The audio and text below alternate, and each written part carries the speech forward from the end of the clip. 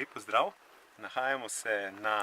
nad Šitom glavi oziroma Šitni glavi, nad Vršičem, kjer je nekoč potekala rapalska meja med Italijo in Kraljevino Jugoslavijo, medtem ko je med drugo svetovno vojno na isti liniji čez naše visokogorje potekala meja med Italijo in Nemškim rajhom. Pred nami je primer mejnega kamna iz v bistvu časa še rapalske meje, ki pa je bil predelan za potrebe nove, torej okupacijske meje Nemčija-Italija. Vidimo lepo tule na novo klesan D,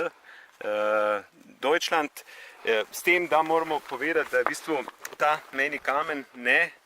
leži oziroma stoji čisto na prvotnem mestu. Vidi se, da je bil zruvan in je bil prevržen v to majhno dolinco oziroma sedovček in je v bistvu originalno bi moral biti seveda obrnjen, zaradi tega, ker je bila na tej strani Nemčija in tukaj v bistvu Italija. Sklepamo, da je stal nekje tukaj gore na grebenu, medtem ko smo locirali tudi drugi mejni kamen zelo blizu, ki se vidi tamle gore pri naših kolegih in ki je kot večina mejnih kamnov v Visokogorju bil v letih po drugi svetovni vojni demoliran, uničen, nekaj jih je ostalo in v bistvu obležalo v takšnih malih kotanicah. Nahajamo se na vrhu nad Šitom glave oziroma Šitne glave, kjer se konča njena severna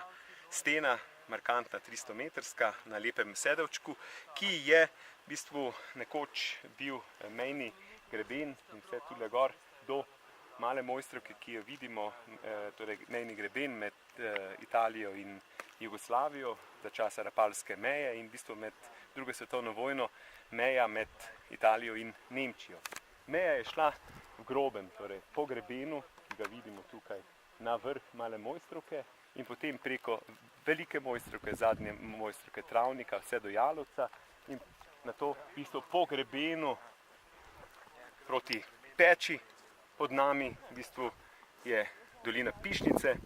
in dolina Tamarja, vidijo se zadaj znamenite skakalnice in za njimi Rateče, torej levo, tam je še danes tromeja in tako je tudi po tem grebenu potekala meja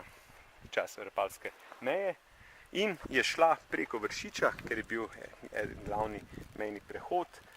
na Prisojnik, ki je pred nami v bistvu po grebenu Prisojnika, na to naprej proti Razorju, levo od Kriških podov, proti pogrebenu proti Triglavu in naprej v bistvu še proti Rijeki.